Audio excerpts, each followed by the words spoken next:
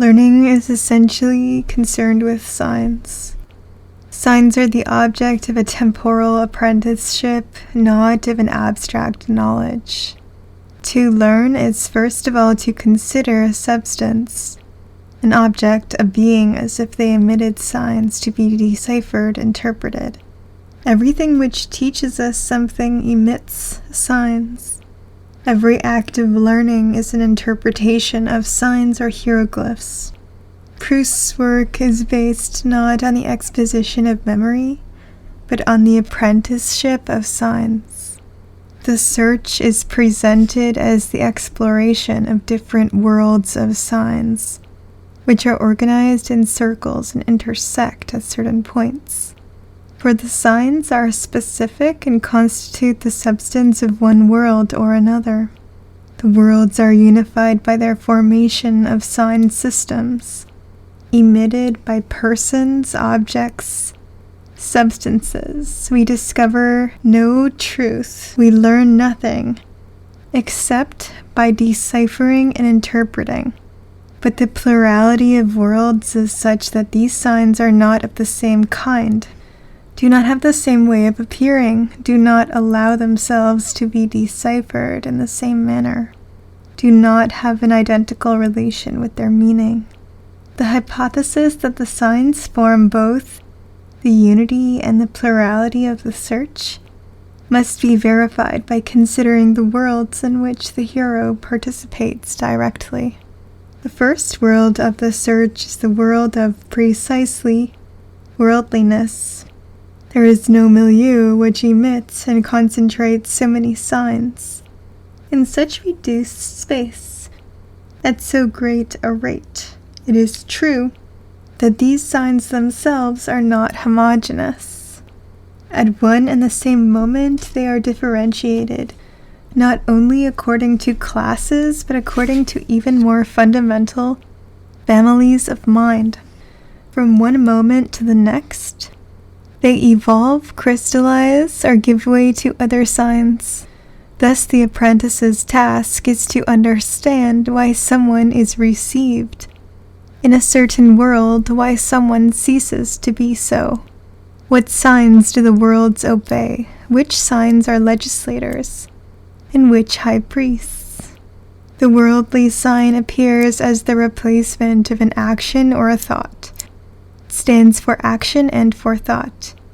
It is therefore a sign which does not refer to something else, to a transcendent signification or to an ideal content, but which has usurped the supposed value of its meaning.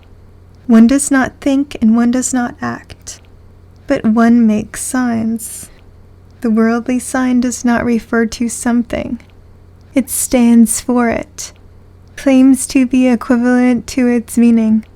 It anticipates action as it does thought, annuls thought as it does action, declares itself adequate, whence its stereotyped aspect and its vacuity. We must not thereby conclude that such signs are negligible. The apprenticeship would be imperfect and even impossible if it did not pass through them. These signs are empty, but this emptiness confers upon them a ritual perfection, a kind of formalism we do not encounter elsewhere. The worldly signs are the only ones capable of causing a kind of nervous exaltation, expressing the effect upon us of the persons who are capable of producing them. The second circle is that of love. The Charles Jupian encounter makes the reader a party to the most prodigious exchange of signs. To fall in love is to individualize someone by the signs he bears or emits. It is to become sensitive to these signs, to undergo an apprenticeship to them. Thus the slow individualization of Albertine in the group of young girls. It may be that friendship is nourished on observation and conversation, but love is born from and nourished on silent interpretation. The beloved appears as a sign, a soul, The beloved expresses a possible world unknown to us, implying, enveloping, imprisoning a world which must be deciphered, that is, interpreted. What is involved here is a plurality of worlds. The pluralism of love does not concern only the multiplicity of loved beings, but the multiplicity of souls or worlds in each of them. To love is to try to explicate, to develop these unknown worlds, which remain enveloped within the beloved. This is why it is so easy for us to fall in love with women who are not of our world, nor even our type. It is also why the loved women are often linked to landscapes which we know sufficiently to long for their reflection in a woman's eyes, but which are then reflected from a viewpoint so mysterious that they become virtually inaccessible, unknown landscapes. Albertine envelops, incorporates, amalgamates the beach and the breaking waves. How can we gain access to a landscape which is no longer the one we see, but on the contrary the one in which we are seen? If she had seen me, what could I have meant to her? From what universe did she select me? There is then a contradiction of love. We cannot interpret the signs of a loved person without proceeding into worlds which have not waited for us in order to take form, which formed themselves with other persons, and in which we are at first only an object among the rest. The lover wants his beloved to devote to him her preferences, her gestures, her caresses. But the beloved's gestures at the very moment they are addressed to us still express that unknown world which excludes us. The beloved gives us signs of preference, but since these signs are the same as those which express worlds to which we do not belong, each preference by which we profit draws the image of the possible world in which others might be or are preferred.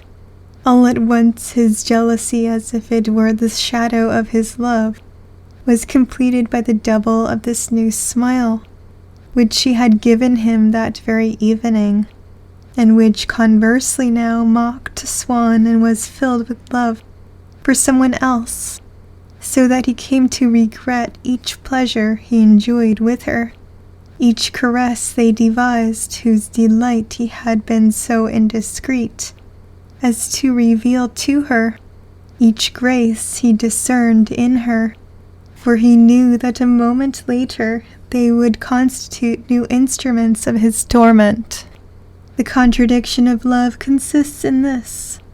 The means we count on to preserve us from jealousy are the very means which develop that jealousy, giving it a kind of autonomy, of independence with regard to our love.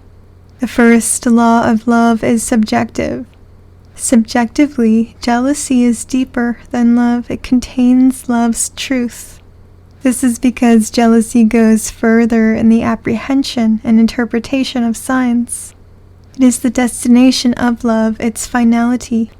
Indeed, it is inevitable that the signs of a loved person, once we explicate them, should be revealed as deceptive, addressed to us, applied to us. They nonetheless express worlds which exclude us, and which the beloved will not and cannot make us know, not by virtue of any particular ill will on the beloved's part, but of a deeper contradiction, which inheres in the nature of love and in the general situation of the beloved. Love's signs are not like the signs of worldliness. They are not empty signs, standing for thought and action. They are deceptive signs which can be addressed to us only by concealing what they express. The origin of unknown worlds, of unknown actions and thoughts which give them a meaning. They do not excite a superficial, nervous exaltation, but the suffering of a deeper exploration. The beloved's lies are the hieroglyphs of love. The interpreter of love's signs is necessarily the interpreter of lies. His fate is expressed in the motto, to love without being loved. What does the lie conceal in love's signs? All the deceptive signs emitted by a loved woman converge upon the same secret world, the world of Gomorrah, which itself no longer depends on this or that woman, though one woman can incarnate it better than another, but is the feminine possibility par excellence, a kind of a priori, which jealousy discovers. This is because the world expressed by the loved woman is always a world which excludes us, even when she gives us a mark of preference. But of all the worlds, which one is the most excluding, the most exclusive? It was a terrible terra incognita on which I had just landed, new phase of unsuspected sufferings which was beginning. And yet this deluge of reality which submerges us, if it is real in relation to our timid presuppositions, was nonetheless anticipated by them. The rival was not like me, the rival's weapons were different. I could not join battle on the same terrain, give Albertine the same pleasures, nor even conceive just what they might be. We interpret all the signs of the loved woman, but at the end of this painful decipherment, we come up against the sign of Gomorrah, as though against the deepest expression of an original feminine reality. The second law of Proustian love is linked with the first. Objectively, heterosexual loves are less profound than homosexual ones. They find their truth in homosexuality. For if it is truth, the loved woman's secret is the secret of Gomorrah. The lover's secret is that of Sodom. In analogous circumstances, the hero of the search surprises Mademoiselle Vinteuil and surprises Charles. But Mademoiselle Vinteuil explicates all loved women, as Charles implicates all lovers. At the infinity of our loves, there is the original hermaphrodite. But the hermaphrodite is not a being capable of reproducing itself. Far from uniting the sexes, it separates them. It is the source from which there continually proceed the two divergent homosexual series, that of Sodom and that of Gomorrah. It is the hermaphrodite which possesses the key to Samson's prophecy. The two sexes shall die, each in a place apart, to the point where heterosexual loves are merely the appearance, which covers the destination of each sex, concealing the accursed depth, where everything is elaborated. And if the two homosexual series are the most profound, it is still in terms of signs. The characters of Sodom, the characters of Gomorrah compensate by the intensity of the sign for the secret to which they are bound. Of a woman looking at Albertine, Proust writes, one would have said that she was making signs to her as though with a beacon. The entire world of love extends from the signs revealing deception to the concealed signs of Sodom and Gomorrah. The third world is that of sensuous impressions or qualities. It may happen that a sensuous quality gives us a strange joy at the same time that it transmits a kind of imperative. Thus experienced, the quality no longer appears as a property of the object, which now possesses it, but as the sign of an altogether different object, which we must try to decipher, at the cost of an effort which always risks failure. The sensuous qualities or impressions, even properly interpreted, are not yet in themselves adequate signs, but they are no longer empty signs giving us a factitious exaltation. Like the worldly signs, they are no longer deceptive signs which make us suffer, like the signs of love whose real meaning prepares an even greater pain. These are true signs which immediately give us an extraordinary joy, signs which are fulfilled, affirmative, and joyous.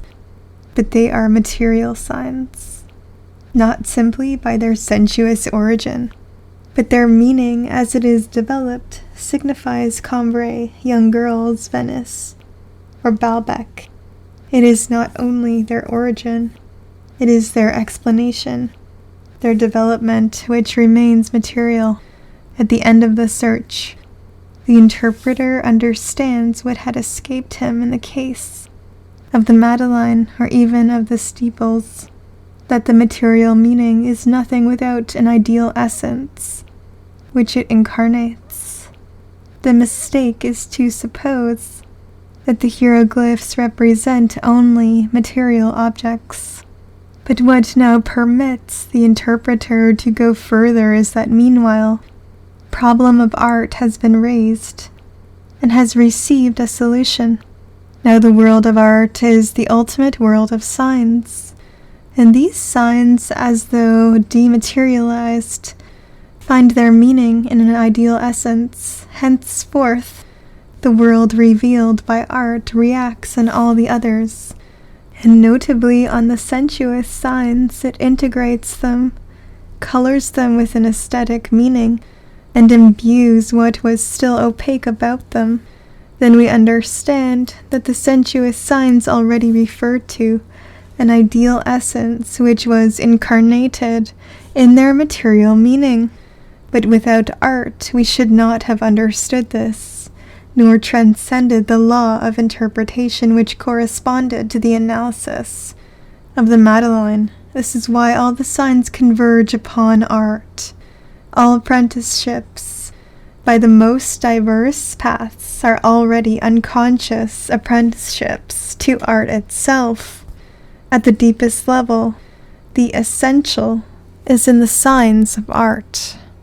We have not yet defined them. We ask only the reader's concurrence that Proust's problem is the problem of signs in general, and that the signs constitute different worlds: worldly signs, empty signs, deceptive signs of love, sensuous, material signs, and lastly, the essential signs of art, which transform all the others.